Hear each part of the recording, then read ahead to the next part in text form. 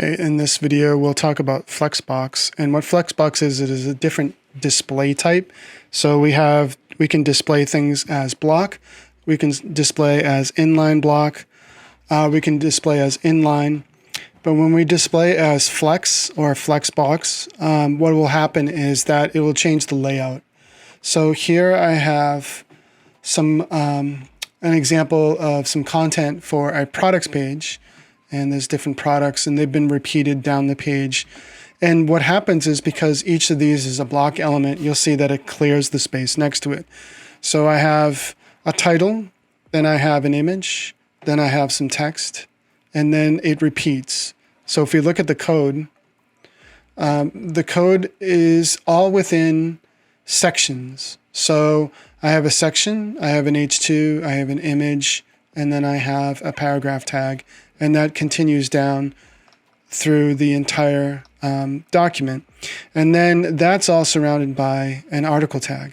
So an article tag is one of those HTML5 tags. So if we take a look here, I've given some basic styles in a Google font here. And for all the images, I'm setting the max width to 100%, so they'll fit within their containers.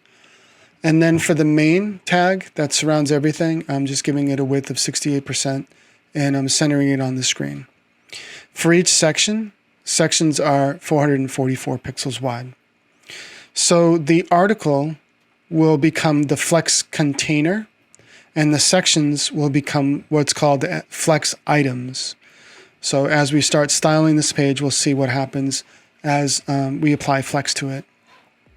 So just keep in mind right now that the page is going down this way. So what we want to do is we want to make things flow across. So in Flex, we have the cross axis and then the main axis. And those can be flipped depending on the code that we put in. So going back to the code, just going to add the article selector. And then all I'm going to do is put in display flex.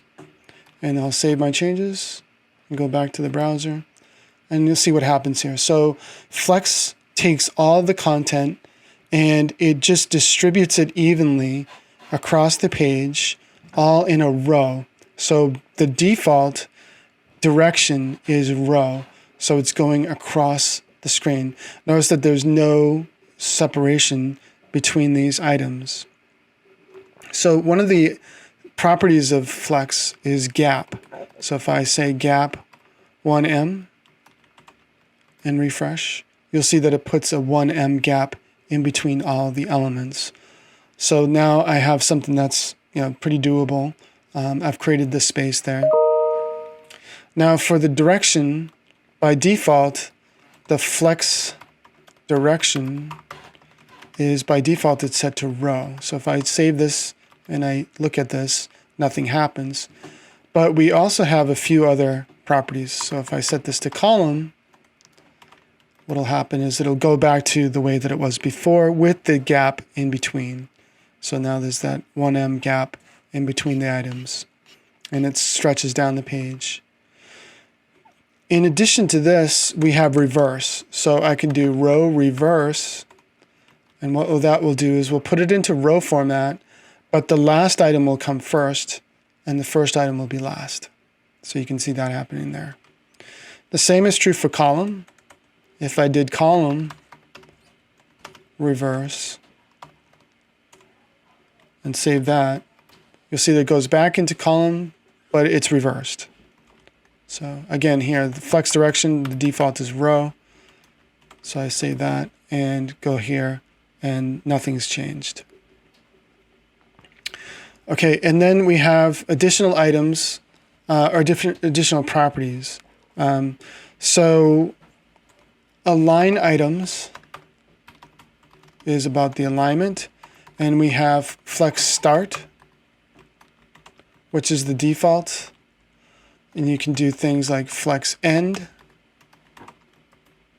And you notice that it pushed it down in the container, so everything moved away from the container. There's other things like center. So it's trying to center it in the container. You see how all the items are now centered. Okay, so we want to set this to Flex Start. And then we have Align Content. And there are different items here. We want to do space, the space around, space between. So if I do space between,